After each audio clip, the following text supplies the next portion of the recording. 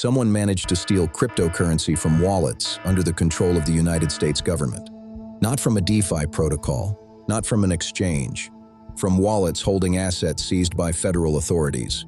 Whoever was behind it didn't just disappear with the money.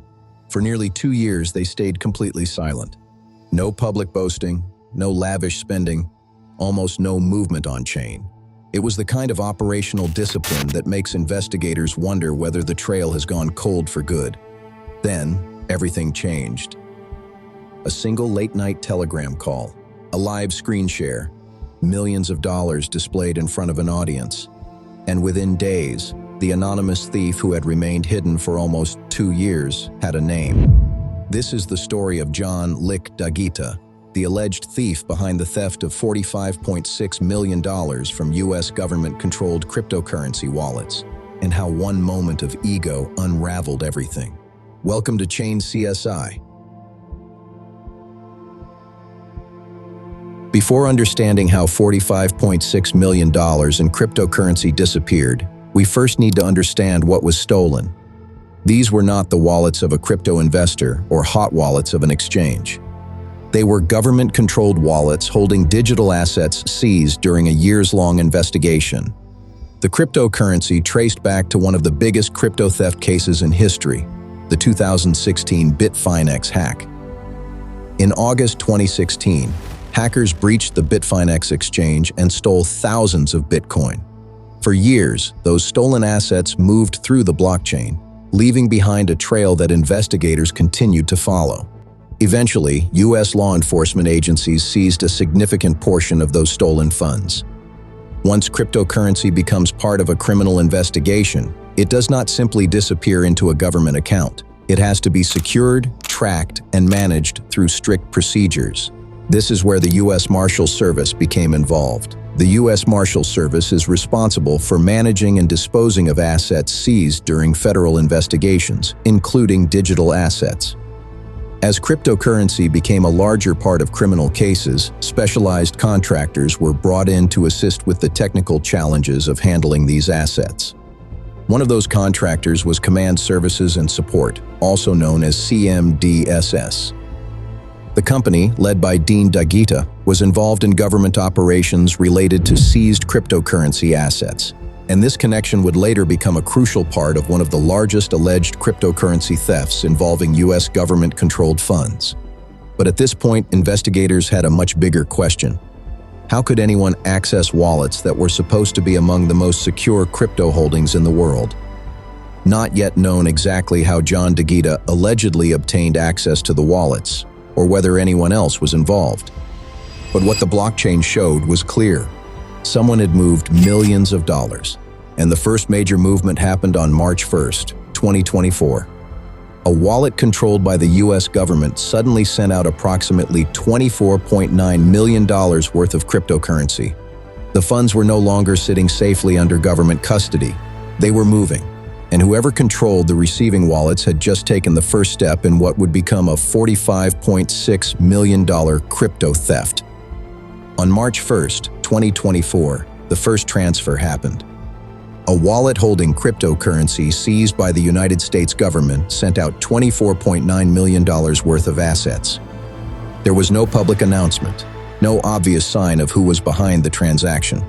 On-chain, however, the movement was visible. The funds had left a wallet that was supposed to be under government control and entered a new set of addresses controlled by an unknown actor. After the theft, the funds remained largely untouched. The stolen assets from March 2024 appeared to disappear into the blockchain. But then, on October 24, 2024, the same story happened again. Another government-controlled wallet was drained. This time, $20.7 million was taken. 2 separate thefts, 2 large withdrawals, and together, they brought the total alleged theft to approximately $45.6 million. But the second theft contained something unusual. The attacker did not behave like someone trying to maximize their profit. The very next day, a large portion of the stolen October funds was returned. Millions of dollars that had been taken from the wallet were sent back. Why? That remains one of the biggest unanswered questions in the case. Was the attacker under pressure? Did they realize the theft had attracted attention? The exact reason is still unknown. What we did know was that the remaining funds from the October theft did not return. Instead, the leftover amount was moved through instant exchanges, beginning the first attempt to convert stolen assets into something harder to trace. Then something even stranger happened. After the October theft, the wallets went quiet again. For months, there was almost no movement. The stolen cryptocurrency sat dormant. And as time passed, it appeared the person behind the theft might have escaped, until one wallet suddenly woke up, almost 2 years after the first theft. For nearly 20 months, the March 2024 stolen funds remained untouched. From an investigator's perspective, this was a critical period. The longer the funds stayed dormant, the harder it became to connect them to a real-world identity. The attacker had taken millions of dollars and simply waited. Then, on November 20th, 2025, the silence ended. Approximately $3 million worth of ETH from the original March 2024 theft moved into a fresh wallet. The movement created a new link between old stolen funds and a new set of addresses, and that connection would become important just weeks later. The funds were not moved randomly. They became part of a larger consolidation process, a process that would eventually bring millions of dollars together into a wallet cluster connected to an address known as 0xD8BC.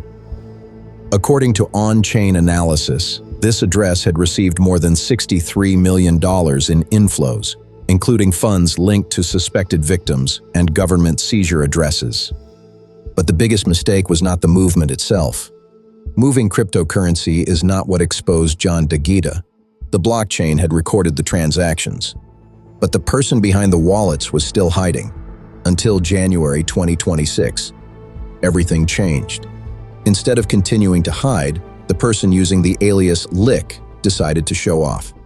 It happened during a Telegram band-for-band session. The idea was simple. A group of people would display their crypto balances, proving how much money they controlled. For most people, this would be nothing more than a display of wealth. But in this case, it became the moment that exposed an alleged crypto thief. During the session, Lickscreen shared wallet balances live. An Exodus wallet, a Tron address showing millions of dollars, then large Ethereum transfers happening in real time. The person behind the account was not just showing a screenshot. They were actively demonstrating control over the funds. And those transactions created a trail. The same trail investigators had been waiting for. The funds that had been dormant since the March 2024 theft were now being consolidated with other assets. Approximately $23 million was moved into a wallet cluster later associated with John Daghita. The consolidation connected multiple previously separate addresses into one larger network. And one address became especially important: 0xD8BC. On-chain analysis showed that 0xD8BC had received more than $63 million in inflows, including funds linked to suspected victims and government seizure addresses. For blockchain investigators, this was the breakthrough. The person behind the wallets had made the mistake of creating a connection between previously isolated funds. But the biggest mistake was not the amount of money moved. It was the decision to prove ownership publicly. Because while the person behind the alias Lick was showing off his wealth, someone else was watching the blockchain. A well-known crypto investigator began connecting the dots, and within days, the identity behind the wallets would be publicly revealed. On January 23, 2026, blockchain investigator Zach XBT published his findings. The investigation linked the John and Lick identities to a network of wallets containing tens of millions of dollars in suspected illicit funds. The same wallets that had remained quiet for years had suddenly become active. Following the exposure, the reaction was not what investigators would expect from someone trying to disappear. Instead of going silent, the person behind the wallets responded. A transaction was sent to Zach XBT's wallet. The amount? 0.67 ETH. A small transaction compared to the millions of dollars involved. But its purpose was clear. It was not about money. It was a message. A digital taunt sent directly to the investigator who had just exposed the operation. And that decision revealed something important. The person who had successfully hidden for almost 2 years was now willing to interact directly with the person tracking him. The investigation had moved from blockchain analysis to a race against time. Because once the wallets were exposed, the stolen funds were no longer safe. And the next move would reveal the biggest mistake of all: panic. Before the exposure, the movement of the stolen funds was slow, careful, patient. For nearly 2 years, millions of dollars had remained dormant. But after the investigation became public, everything changed. The person behind the wallets now knew that the addresses were being watched. The advantage of time was gone, and the response was immediate. Between January 26th and January 27th, 2026, the consolidated assets began moving rapidly. The funds were swapped into Ethereum. Then, more than $34 million was deposited into Tornado Cash. This was a completely different behavior from what investigators had seen before. The March 2024 theft showed patience. The October 2024 theft showed hesitation. But after public exposure, the movement became urgent. The goal was no longer simply holding the funds. The priority became breaking the connection between the stolen assets and the wallets that had been identified. The laundering began only days after the public identification of John Lick.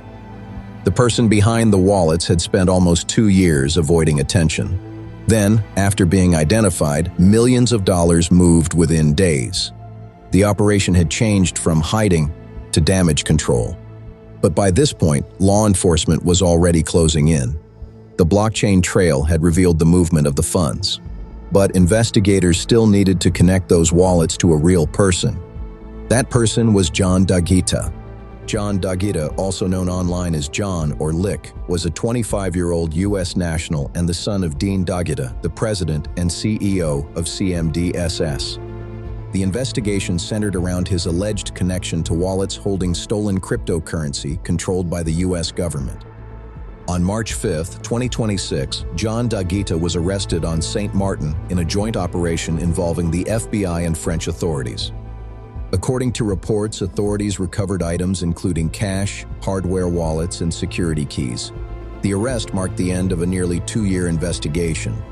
But there was still one final chapter. Because while millions of dollars had been moved into laundering services, one portion of the stolen funds remained untouched. The original March 2024 theft involved approximately $24.9 million. Unlike the consolidated funds that moved through multiple wallets and eventually entered Tornado Cash, a portion of those original funds remained untouched. Then on July 14, 2026, that remaining balance moved. The funds were deposited into Coinbase Prime, a move that strongly suggests the United States government had regained custody of that portion of the stolen assets. Between January 26th and 27th, 2026, more than $34 million was sent into Tornado Cash in an attempt to break the connection between the stolen assets and the wallets investigators had identified. But blockchain transactions do not disappear. A mixer can make tracing more difficult, but it does not erase the history that already exists. And with John Daghita now in custody, those laundering pathways may become part of the ongoing investigation and potential recovery efforts. In the end, the biggest mistake was not simply the theft. It was what happened afterward. After remaining hidden for almost 2 years, the person behind the wallets chose to show off. This is Chain CSI, investigating the crimes hidden on-chain. If you enjoyed this investigation, subscribe and join us for the next case, because the next clue is already on the blockchain.